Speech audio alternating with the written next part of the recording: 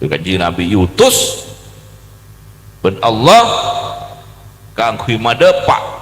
tuntunan Allah, madepak kalaban lesanna, madepak kalaban lalakonna, madepak kalaban nengen-nenga, madepak kalaban kulina, madepak kalaban tengkana, karena bedelisanul hal madepak Nabi madepak wahyuna Allah,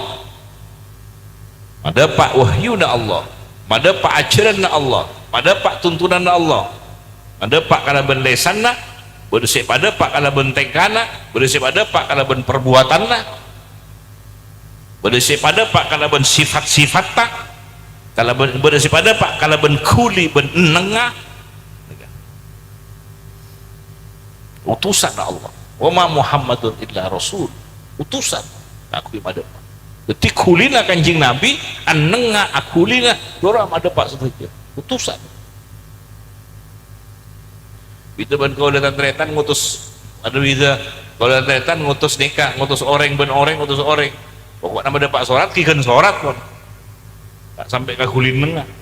kanjing Nabi utus sampai kulinah betul ada kulinah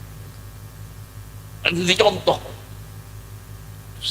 ada pak kalaban lesanna kalaban lalakonna kalaban ada pak wahyu ada pak kalaban lesanna lalakonna tengkana perbuatanna pergaulanna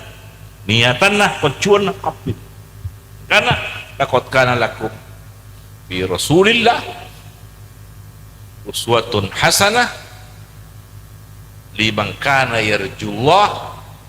bagi orang sing ngarep Allah